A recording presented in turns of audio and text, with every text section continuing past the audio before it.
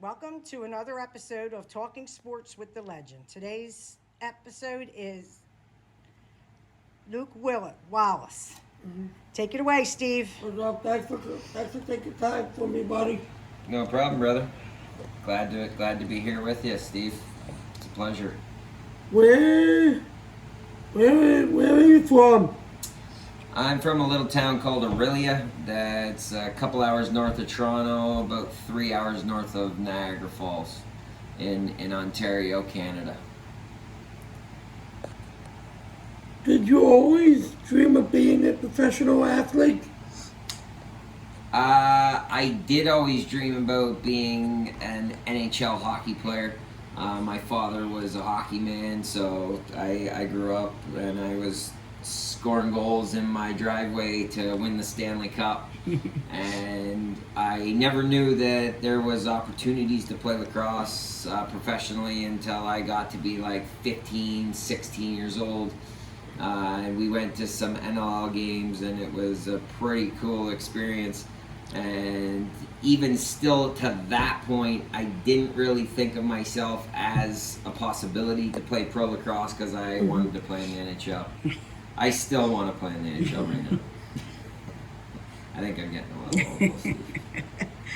old. Where did you go to college?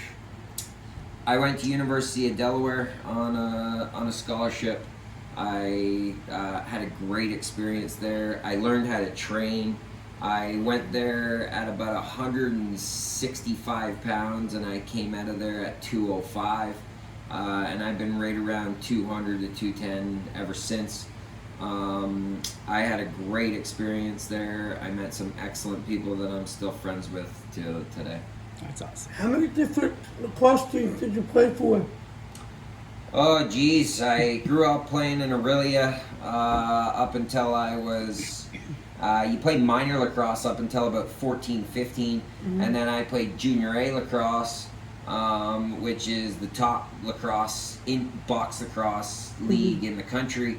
My last year I got traded to St. Catharines Athletics, and I won a Minto Cup, which is a Canadian championship. I actually lost my father 5 days before the final game, and I won MVP of that tournament, which was probably the coolest group of men that I ever played with, and my most memorable situation, because like my family was taking buses down to the games, and I felt like that held my family together, essentially because my dad was such an integral part of my family. So then I got drafted to play in the NLL, and I played for like 5 teams in the NLL. I was a little bit of a suitcase. Did you always play the same position and wear the same number? I wore number 15 when I played professionally. I lost a really close friend of mine named Mike Palucci when I was 16 years old in a car accident. So I wore his number in memory of him, because he was such a great person, and he died way too early in a little bit of a freak accident. I was going to switch to number 8 when I got traded back to the Philadelphia Wings in my last year playing professionally. In hindsight, I didn't know that I wouldn't play another game in the NLL, and it's unfortunate that my career got cut a little bit short, but that's the way things go in professional sports. There's a lot that's out of your control. Where was your first coaching job? My first coaching job, I would say, was out of Ontario. Me and my older brother started a program called Pro Star Lacrosse Camps, and we did those for 9 years all over Canada. We started in Orillia, we moved it to Barrie in Orillia, then we moved into Ottawa. Ottawa was a great experience because Ottawa at that time is one of the biggest. It's kind of like Toronto, but a little bit smaller than Toronto, and a huge area. So we moved our camps there and taught that area kind of how to play lacrosse and how to fight, essentially. So we taught the kids how to defend themselves, because they would go into the hotbeds of Ontario, like Whitby and Peterborough and Six Nations and St. Catharines and some of the bigger centers, and they get punched in the head and they get beat up physically. And so we went in there and we taught the kids how to fight. We taught them how to defend themselves. We taught them how to play the game with a little more of a rugged style. And now they're one of the best centers in all of Canada. That's They're awesome. massive. They have they have Gloucester and Nepean, which are they have thousands of kids playing lacrosse. So that was where I first started coaching. I love coaching. I love giving back. I coach for a couple different programs here now. Blue Star out of New Jersey, and the Phantoms out of the 76ers Fieldhouse in Wilmington, Delaware. Cool. Yeah. What are they? What age are they? I coach anywhere from like first and second graders all the way up to like grade 12s. Oh, wow. I have coached Nice. some college kids. I have done some consulting with some coaches and work with them. A lot of coaches steal my key terms because I'm very deliberate and direct with kids. I just coached That's girls for the first time, which was really cool because my daughters are kind of getting into it a little bit. They're much different. I had to change my key terms a little bit with them, and they're hilarious and we're a lot of fun to coach. My oldest daughter really took to it. My youngest daughter is still a little bit hesitant because she has glasses, and then she had to wear the goggles over top, and it was just like kind of, I don't know, my youngest daughter has been kind of taking a little bit of a stance against me for one reason or another. She'll grow out of that. For now, it's just like, oh my God, like, He's my whatever. dad. Yeah, like, it's really freaking It'll funny. pass, trust me. It'll pass. It totally will. That's It's funny. just phases. Can you explain some of the rules of lacrosse for me and my fans? Yeah, so some of the rules are that you can't fight in America. You have to be in control of your stick, so you can't just whack kids in the head. You have to have very good control of your stick defensively. Some of the rules offensively is, if you shoot the ball and it goes wide, then it's the closest person to the end line or to the sideline. If it's a pass and it goes out of bounds, then it's the opposition's ball. Fighting for ground balls, they kind of want, because football's had so many problems with concussions, they want to make it a little bit more safe. So like a big kid hitting a smaller kid, it's likely going to be a penalty or definitely a change of possession. And I think a lot of times they take safety ahead of, not being safe out there, which I think is the right approach. Sure. Sometimes, and it's funny because I just talked about, going into Ottawa and teaching kids how to fight and play tough and that stuff. So Canada's a little bit different. Ontario's a little different. But even up there, they've had a reduction in sign-ups.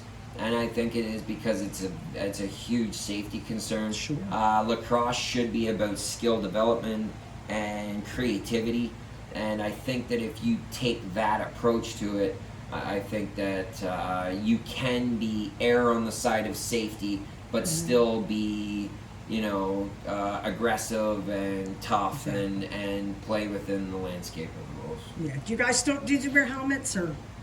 All the boys wear helmets. I think the girls should be wearing helmets too. They don't? They don't wear helmets. They wear these little like goggle things, which shocks me, and because it just seems super freaking dangerous. Well, didn't you use at one time not wear them? Or no? No, not since I played. I don't So know. I mean, maybe before in the 70s Yeah. and 60s, and then because they didn't have the technology, Yeah, but right. now they have much better technology. The helmets are much better manufactured, Yeah. and there's been a lot more like safety put into it. Because again, like football registrations for the youth in this country have, significantly depleted, where registrations for lacrosse for the youth have continued to climb and grow, and it's the fastest growing sport in the country. Wow. So That's awesome. it's a beautiful game.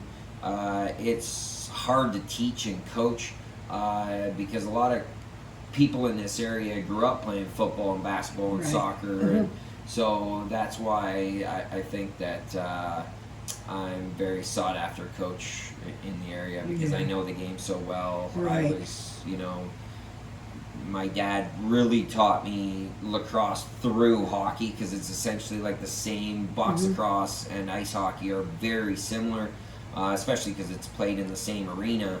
And my dad was really scary and very hard on me as far as the minor details of hockey. And then I took those concepts and molded myself into. I had a lot of great coaches and mentors as well that helped me along the way. But That's awesome. I feel very fortunate to have gone That's to the awesome. places that I have. How far have you traveled for a game or tournament? I went to Australia Mhm. for an NLL series that they flew us over there and paid for our flights and gave us some spending money, and we met and did some charity work over there for actually this little girl that was diagnosed with like a brain hemorrhage and came downstairs and ended up passing out and passing away so they gave her organs that ended up saving like 3 or 4 other kids' lives. So that was the charity that we were connected with over there. We did some appearances to like present the game to different people over in Australia. I think that was in my about 3rd year of a professional player. So that was a really cool experience. I played in a tournament in Prague a couple years ago. Now, before COVID, obviously you can't really travel right now specifically. Prague is a beautiful city, and I was really fortunate to go there and play. And then I've been all over North America, so I've been very well traveled, and again, I feel so fortunate That's so awesome. to have been afforded the things that I have through lacrosse. That is so cool. Yeah, he helped out at Holy Family, the college that he helps out at for 1 year, I think 2 years. 2 years, and he was just like, I don't understand. Yeah, it's a tough sport. It's a tough sport. Yeah, it's a tough It's a sport, really and tough especially sport. there's so much to it. That's what I'm saying. It's a very difficult sport to teach and play. He's a soccer. Him and my husband are soccer nuts. Yeah, nice. They love it. Yeah. What else? Soccer's a beautiful game. I Yeah. played 1 year of soccer in high school, and I still have the record for goals in my high school. I think it still stands Get it? today. Yeah. I knew how to run the line, and I was Yeah. fast, right? And we had 2 beautiful midfielders. One of my friends is, what was he, like his dad was Greek, and his mom was Italian, and he was really good midfielder, controlled the pace. Well, then we had 2 Spanish exchange students that were soccer nuts, that were midfielders. One guy scored from center. Wow. And they could put the ball on my foot, and like I said, I could run the line and attack in a way, and then once I got in there, the freaking net's huge, and I just freaking kick it in the open net. Like I was a very, very effective soccer player. It's a beautiful sport. That's another sport I don't get. I love it. I get it. I just don't get that offsides. Yeah. On any sport, I'm like, Yeah, there's nuances to Yeah, it. There's ways exactly. to manipulate it, but it takes a lot of practice. sure does. Sure does. What is your favorite song to listen to? On the bus or on the plane? And when you are a player? I would say probably AC/DC Thunderstruck was a pretty popular one for me. I'm a big Metallica fan. I've seen them in concert a few times. I saw Pantera. I went to Woodstock '99, Did you? and that was pretty awesome. So I guess like a lot of rock. I'm pretty well versed for music. Yeah. I love country. And I'm very well rounded as far as I like the relaxing stuff, but getting ready for games, I would say it's more rock, like the harder stuff for sure. What is your favorite food? What's my favorite food? I would say my favorite food is probably steak, medium rare. Not a cheesesteak. Is that your favorite, Steve? You don't eat steak, I'll eat a cheesesteak. Cheesesteak. Nice. What if you just get a steak and cut it up and put it on a roll? Sometimes. Sometimes. And the last question I have, if you could have dinner with 3 athletes that could be dead or alive, who would they be and why?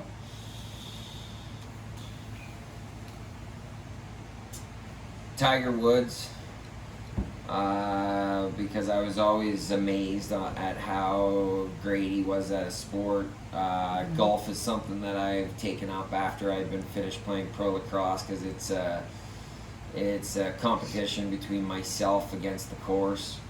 And I just have so much respect for guys that are great at that sport. It's so difficult, and I would love to pick his brain a little bit.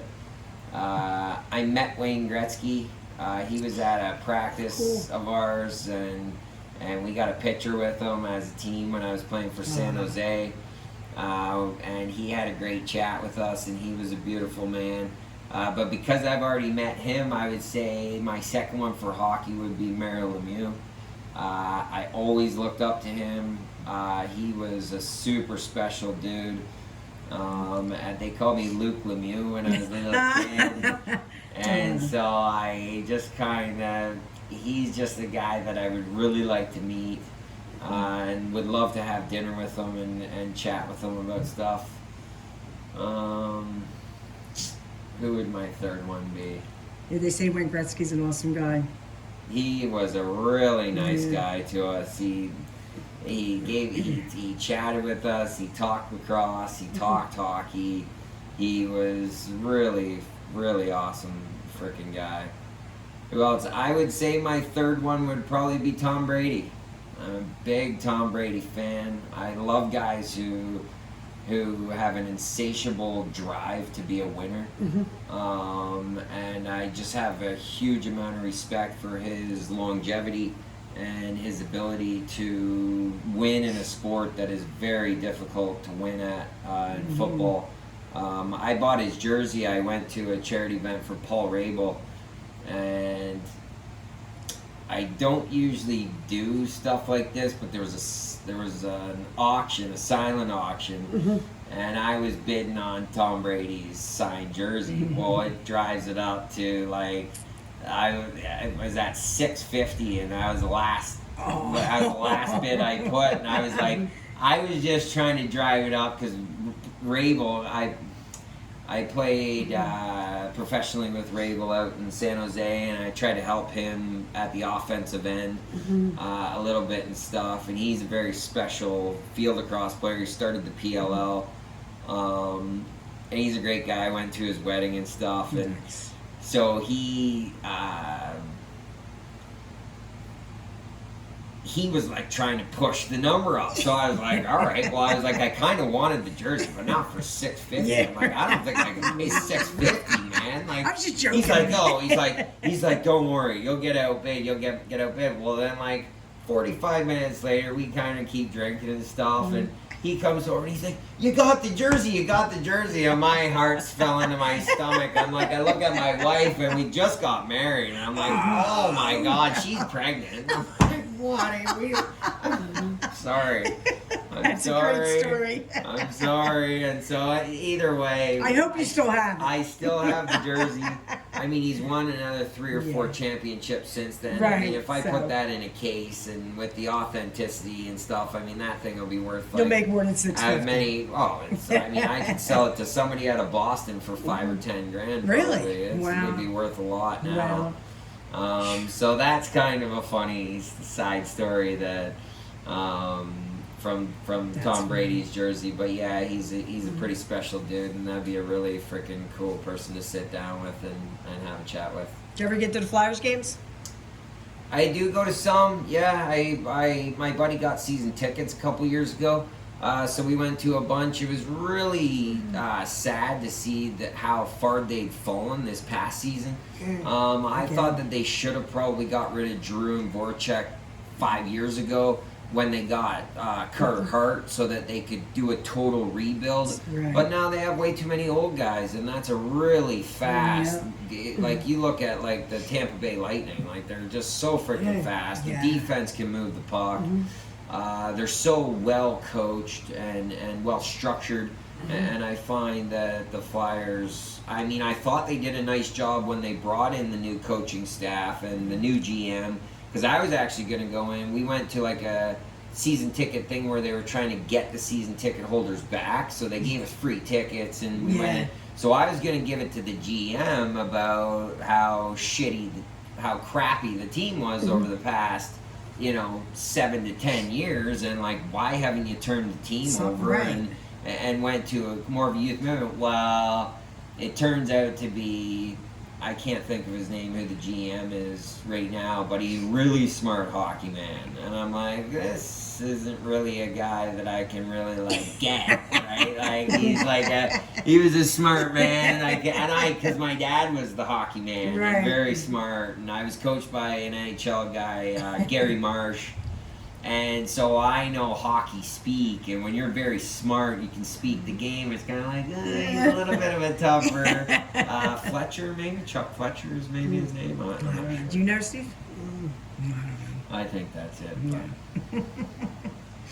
Thank you for your time, man. No problem, brother. Yeah, really nice to meet you, man. That was freaking great.